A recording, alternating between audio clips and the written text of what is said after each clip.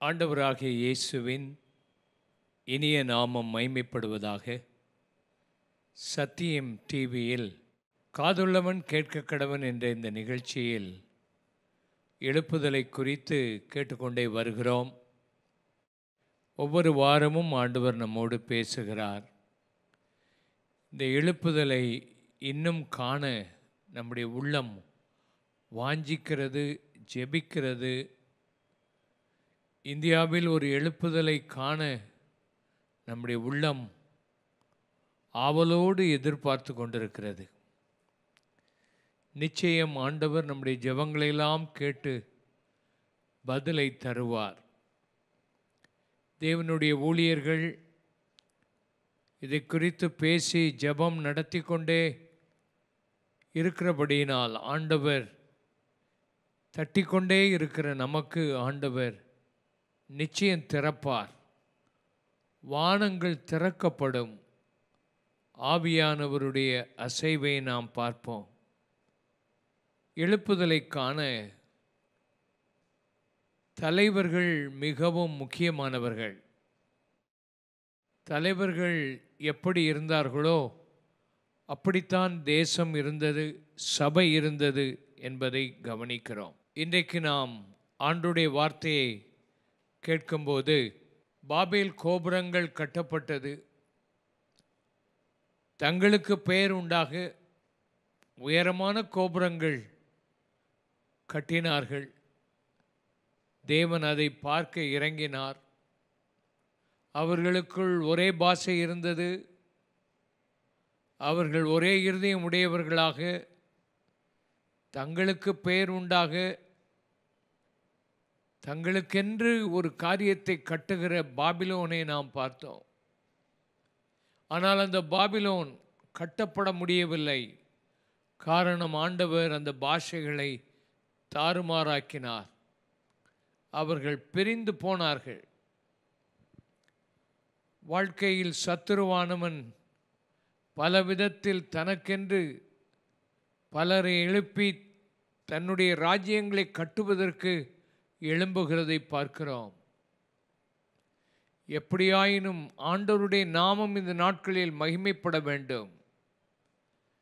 சரியான தலைவர்கள் ஏற்படுத்தப்பட வேண்டியது மிக அவசியம்.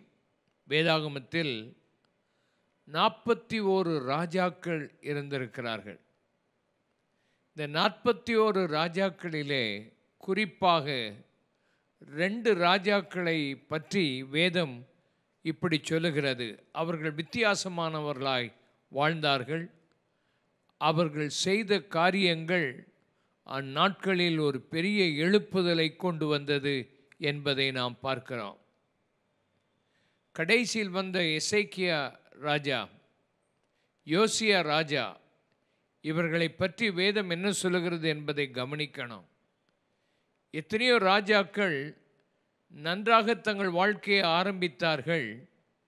கடைசி முடிவிலே அவர்கள் தங்களுடைய வாழ்க்கையில் பின்வாங்கி போய்விட்டதை நாம் பார்க்கிறோம். அவர்கள் பலத்து வரும்போது, அவருடைய காரியங்கள் வாய்த்த போது பின்பு கர்த்தரை மறந்தார்கள், கர்த்தரை சார்ந்திருப்பதை விட்டுவிட்டார்கள் என்பதை பார்க்கிறோம். சில ராஜாக்கள் ஆரம்பிக்கும் போதே மோசமாய் ஆரம்பித்தார்கள்.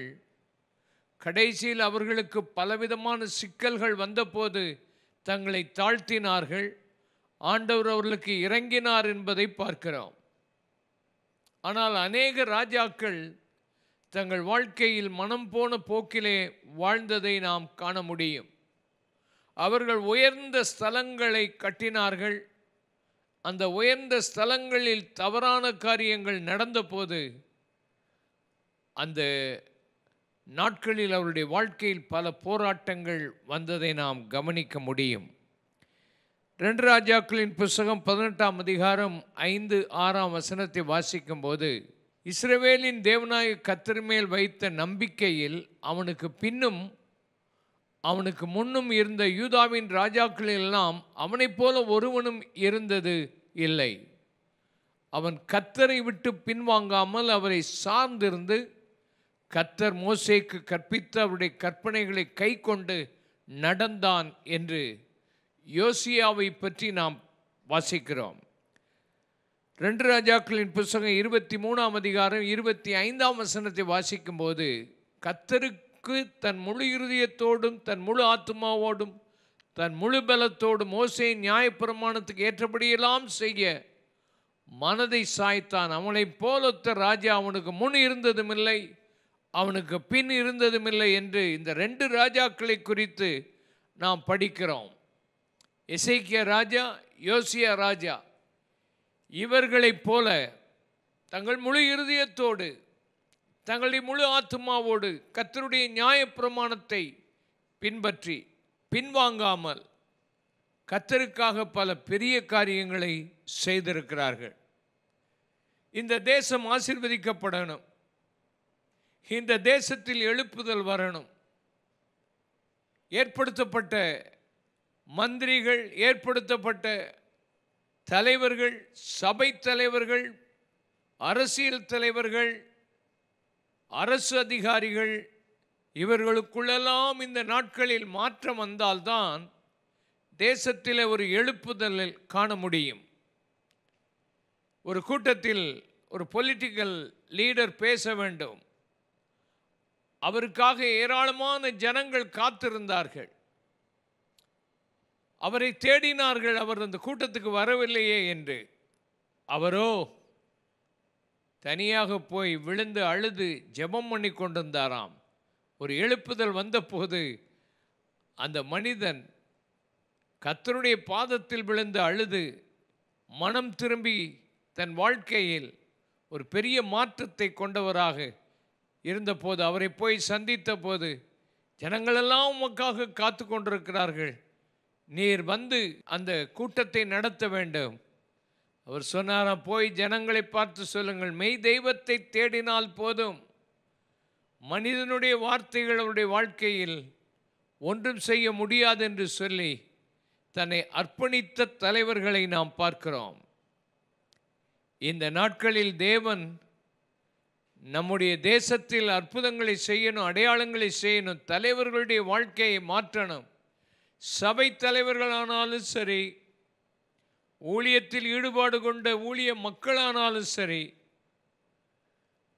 அரசியல் ரீதியில் இருக்கிற தலைவர்களானாலும் சரி, இந்த நாட்களில் ஒரு எழுப்புதலை காண ஆண்டவர் இரக்கம் செய்வாராக. முதலாவது, இந்த ராஜாக்கள் செய்த முக்கியமான காரியங்களை நாம் பார்க்கும்போது, இவர்கள் முதலாவது ஆலய கதவுகளை திறந்தார்கள், ஆலயத்தை சுத்திகரித்தார்கள் என்பதை பார்க்க முடியும். 2 ராஜாக்களின் புத்தகம் 23ஆம் அதிகாரம் 4ஆம் வசனத்தை நாம் வாசிக்கும்போது, ராஜா பாகாலுக்கும் விக்கிரகத்தோப்புக்கும் வானத்தின் சகல சேனைகளுக்கும் பண்ணப்பட்டிருந்த சகல பணிமூட்டுகளையும் கர்த்தருடைய ஆலயத்திலிருந்து புறம்பாக்க பிரதான ஆசாரியனாகிய இல்க்கியாவுக்கும் 2ஆம் வகுப்பில் உள்ள ஆசாரியர்களுக்கும் வாசல் காக்கிறவர்களுக்கும் கட்டளையிட்டு அவைகளை எருசலேமுக்கு புறம்பாக கொண்டு போங்கள் என்று சொல்லியிருந்தார். 2 நாளாகமத்தின் புத்தகம் 29ஆம் அதிகாரம் 5ஆம் வசனத்தை பார்க்கும்போது, லேவியரை கேளுங்கள், நீங்கள் இப்போது உங்களை பரிசுத்தம் பண்ணிக்கொண்டு உங்கள் பிதாக்களின் தேவனாய் கர்த்தருடைய ஆலயத்தை பரிசுத்தம் பண்ணி அசுத்தமானதை பரிசுத்த ஸ்தலத்திலிருந்து வெளியே கொண்டு போங்கள்.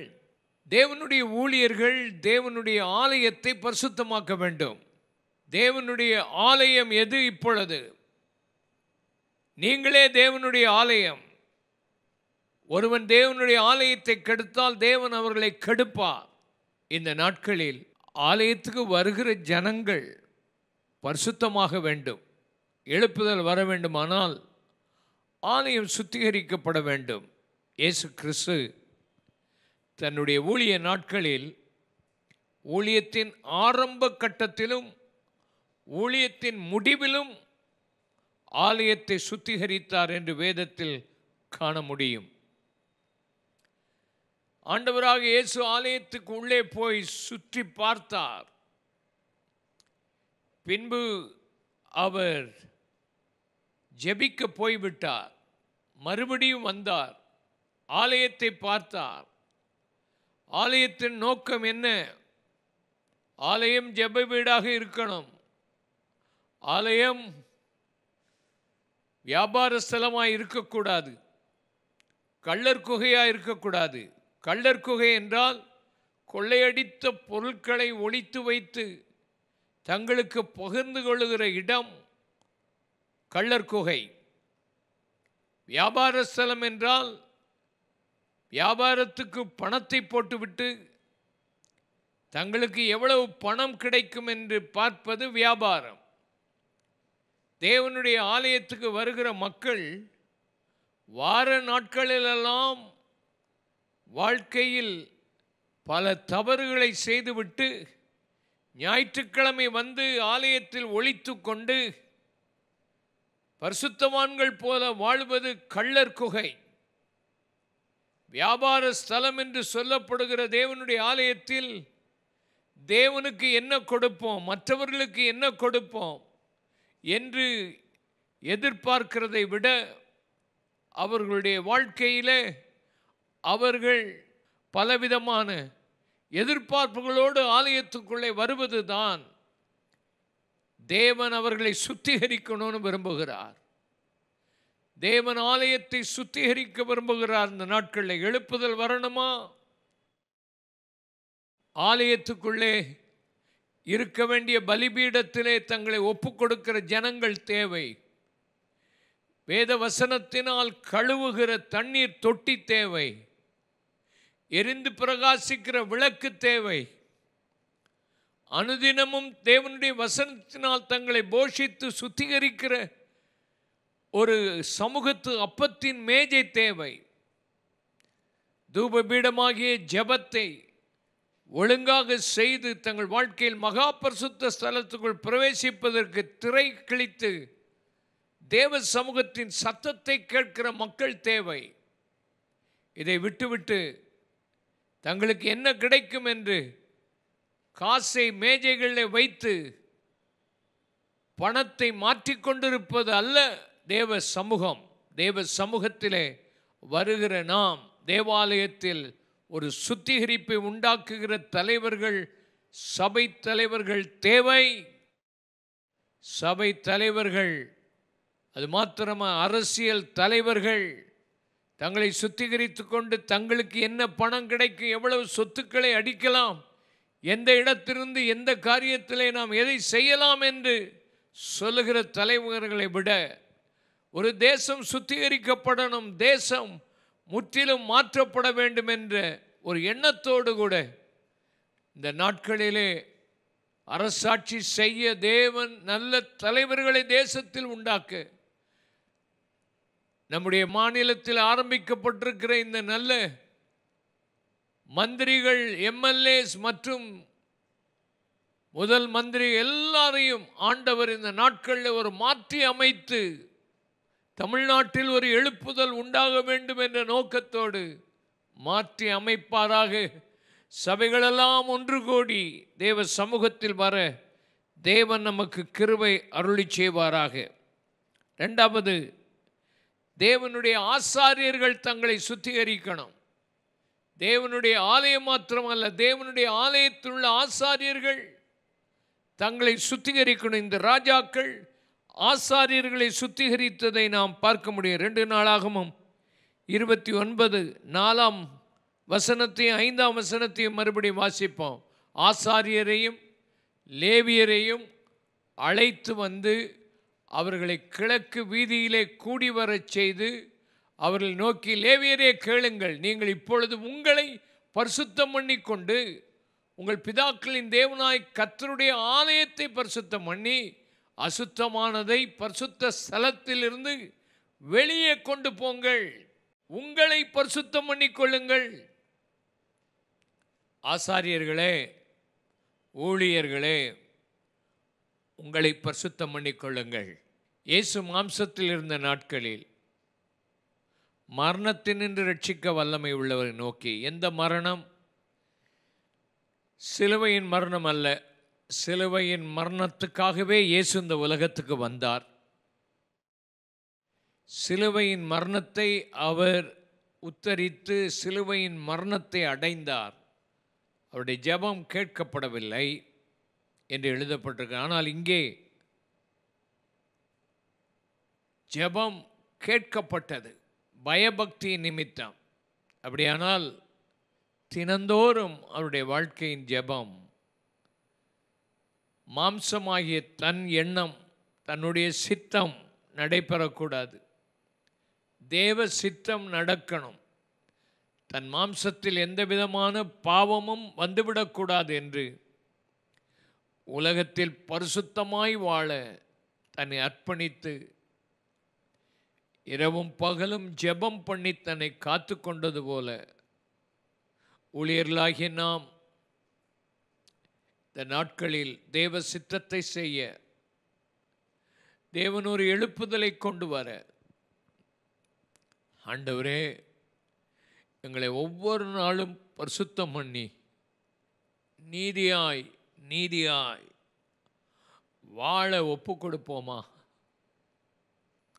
நம்முடைய சுய சித்தத்தை செய்யாமல் தேவ சித்தத்தை செய்யத்தான் ஆண்டவர் இன்றைக்கு நம்மை அழைக்கிறார். அதுதான், அதற்காகத்தான் அவர் பட்ட பாடுகளினால் கீழ்ப்படிதலை கற்றுக்கொண்டார். பட்ட பாடுகள் என்று சொன்னால் சிலுவையில் பட்ட பாடுகள் அல்ல. தினந்தோறும் தன் மாம்சத்தில் தன்னுடைய வாழ்க்கையின் சித்தத்தை நிறைவேற்றுவதற்காய் தேவ சித்தம் நிறைவேற பாடுபட்டார், கீழ்ப்படிதலை கற்றுக்கொண்டார். பரிசுத்தம் என்பது வேறு ஒன்றுமல்ல, நம்முடைய சித்தத்தில் உண்டாகிற எல்லா அசூசிகளையும் மாற்றி தேவ சித்தத்தை செய்வதுதான் பரிசுத்தத்தின் வேர். அப்படிப்பட்ட ஆசாரியர்கள் இன்றைக்கு தேவை. தெய்வமே, எங்கள் வாழ்க்கையில் பணப்பிரியராய், சுகபோக பிரியராய், தற்பிரியராய் வாழுவதை விட தேவனுக்கு பிரியமானதை மனப்பூர்வமாய் செய்ய எங்களை அர்ப்பணிக்கிறோம், எங்களை சுத்திகரிக்கிறோம். ஊழியர்களை ஆண்டவரே இந்த நாட்களில் சுத்திகரிப்பீராக. ஒவ்வொரு நாளும் தேவனாகிய இயேசு வரும்போது அவரை இருக்கிற வண்ணமாகவே நாங்கள் அவரை தரிசிப்பதனால் அவருக்கு ஒப்பாக மாறுவோம் என்ற நம்பிக்கை எங்களுக்கு இருப்பதனால், அவர் தன்னை சுத்திகரித்து கொண்டது போல நாமும் நம்மை சுத்திகரித்து கொள்வோமே. ஆனால் அவரை சந்திப்போம், அந்த நம்பிக்கை நமக்கு வாய்க்கும் என்று எழுதப்பட்ட வசனத்தின்படி பரிசுத்தமாகுதலை தேவ பயத்தோடு பூரணப்படுத்துவோம். பரிசுத்தமாகிக் கொண்டே இருப்போம், பரிசுத்தமாகுவோம். வாழ்க்கையில் அநேக ஊழியர்கள், அநேக விசுவாசிகள் வெதுவெதுப்பாய் மாறிவிட்டபடியினால் அவர்கள் வாழ்க்கையில் பின்வாங்கி இருக்கிறதை புரியாமலே வாழ ஆரம்பித்து விட்டார்கள். ஒன்று போனால் முன்னோக்கி போகணும், இல்லாவிட்டால் பின்னோக்கி போய்விடு. நடுவில் நின்று கொண்டிருக்கிற வாழ்க்கை வேண்டாம். இன்றைக்கு குறிப்பிட்ட சில ஆட்களோடு தேவ ஆவியானவர் பேசுகிறார். உன் வாழ்க்கையில் நீ முன்னோக்கி போகாமல் நடுநிலையில் வெதுவெதுப்பாய் இருக்கிறது, நீ பின்வாங்கினதே உனக்கு தெரியாமல் இருந்து கொண்டிருக்கிறபடினாலே எழுப்புதலை காண முடியாமல் தவித்து கொண்டிருக்கிறோம். ஊழிய தலைவர்களிலே ஒரு மாற்றம் வருமானால் இந்த நாட்களில் கர்த்தர் நமக்கு அவருக்கு பயப்படுகிற பயத்தை கொடுத்து தம்முடைய நாமத்தை மைமைப்படுத்த ஆண்டவருடைய கரம் இந்த நாட்களில் இறங்கி வருவதாக. தேவனுடைய ஆசாரிகள் மாத்திரமல்ல, தேசத்திலே சூனியக்காரர்களை அப்புறப்படுத்த வேண்டும். 2 ராஜாக்கள் 23 24 வசனத்தை வாசிப்போம்.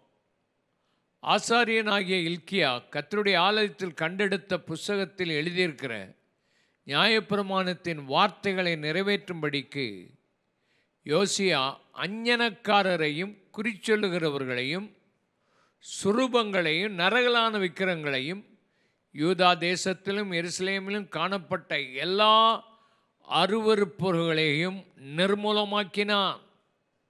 யோசியா என்னும் ராஜாவின் காலத்தில் ஒரு பெரிய எழுப்புதல், தேசம் சுத்திகரிக்கப்பட்டது, ஆலயம் சுத்திகரிக்கப்பட்டது, ஆசாரிகள் சுத்திகரிக்கப்பட்டார்கள். தேசத்திலே காணப்பட்ட அஞ்ஞனக்காரர்கள், அஞ்ஞனம் பார்க்கிறவர்கள், குறி சொல்லுகிறவர்கள், பில்லி சூனியக்காரர்கள், மந்திரவாதிகள், இவர்கள் எல்லாரும் அகற்றப்பட்டார்கள். இன்றைக்கும் இந்த நாட்களில் சபைகளில் சில ஆட்கள் குறி சொல்லுகிற ஆட்கள் உண்டு. பிள்ளைக்கு மாப்பிள்ளை யார் அப்படின்னு கேட்டு போவாங்க. என் பிள்ளைக்கு மாப்பிள்ளை பார்த்து சொல்லுங்கள்.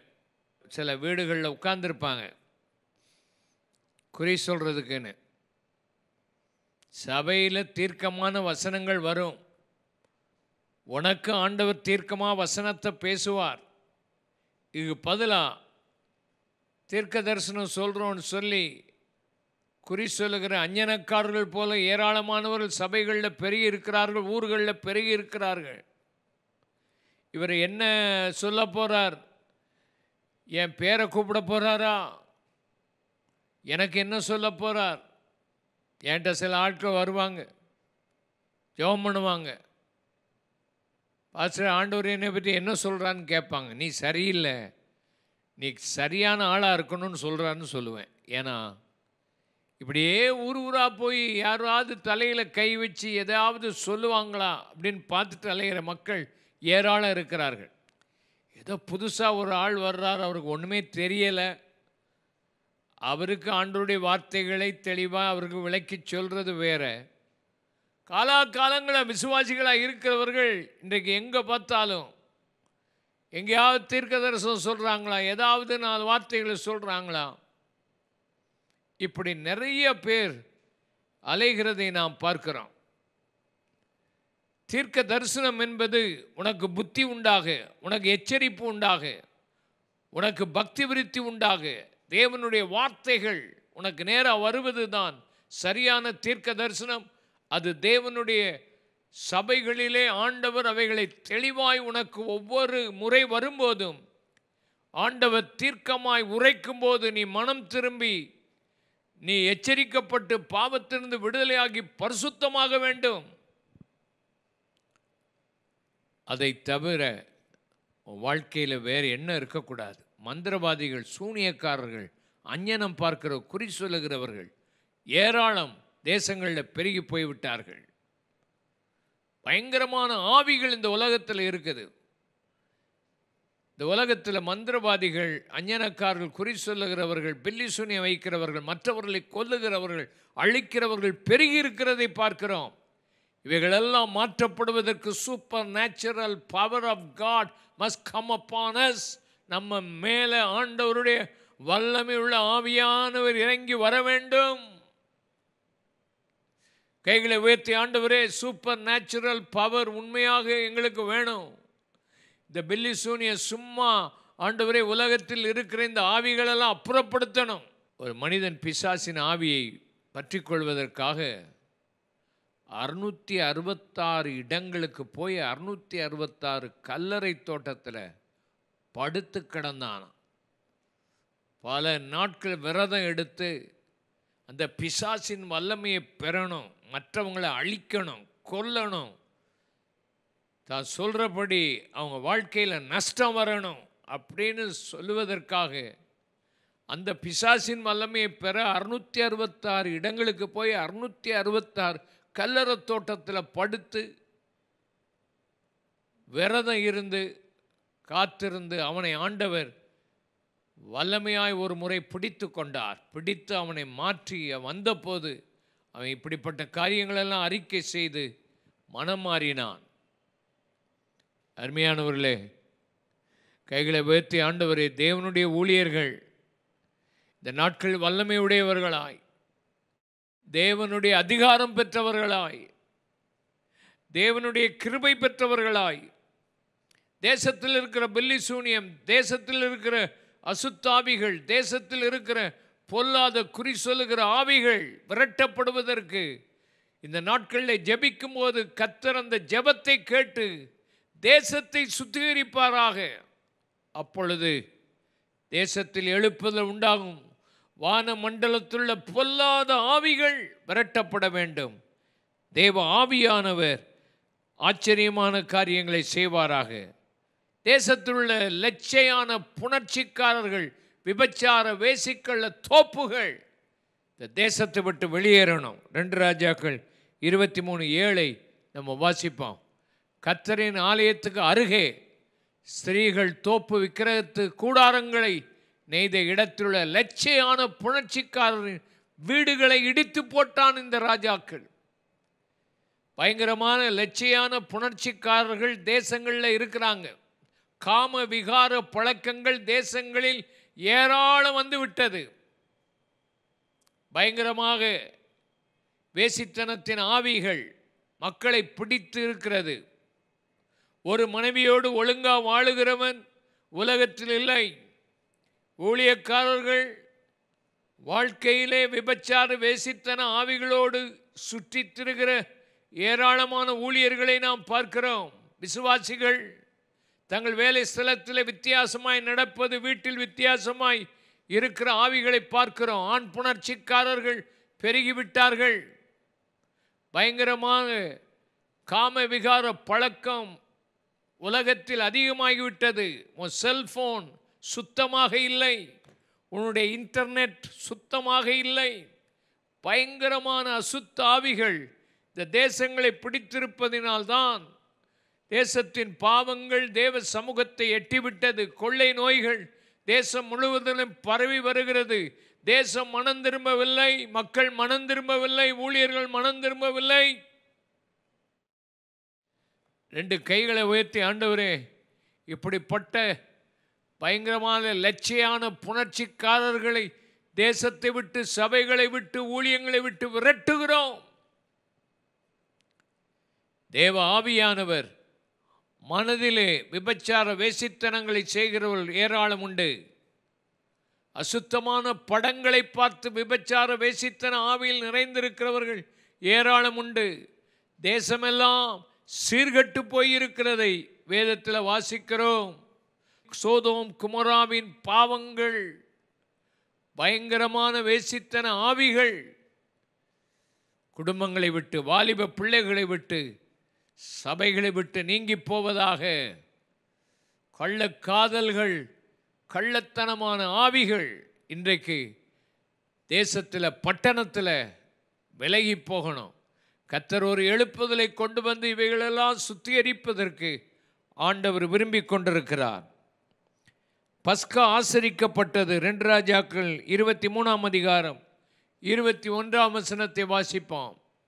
பின்பு ராஜா இந்த உடன்படிக்கையின் புஸ்தகத்தில் எழுதியிருக்கிறபடியே உங்கள் தேவனாய் கர்த்தருக்கு பஸ்காவை ஆசரியுங்கள் என்று சகல ஜனங்களுக்கும் கட்டளையிட்டான். பஸ்கா என்று சொல்லப்படுவது இஸ்ரவேல் ஜனங்கள் எகிப்து தேசத்திலிருந்து வெளியே புறப்பட்டு வரும்போது வீட்டுக்கு ஒரு ஆட்டுக்குட்டியை எடுத்து அதை அடித்து அதனுடைய இரத்தத்தை எடுத்து மேல் சட்டத்திலும் கீழ் சட்டத்திலும் 2 பக்கங்களிலும் பூசி, அதற்கு பின்பு பஸ்காவை புசித்து அவர்கள் தடியோடும் கசப்பு கீரையோடும் புளிப்பில்லாத அப்பங்களோடும் புசித்து அந்த தேசத்தை விட்டு வெளியே வந்தது போல இன்றைக்கு மக்கள் எகிப்தின் அடிமைத்தனத்திலிருந்து, பாவத்தில் இருந்து பஸ்காவின் ஆட்டுக்குட்டியின் இரத்தத்தினாலே மீட்கப்பட்டு அதிகமான பேர் ரட்சிக்கப்பட்டு வர வேண்டும். முழு தேசத்தின் அடிமைத்தனத்திலிருந்து விடுதலையாகி ஜனங்கள் ரட்சிப்புக்குள் வர வேண்டும். அதுதான் நோக்கம். சபையினுடைய நோக்கம் என்ன? சபை எதுக்காக இருக்கிறது?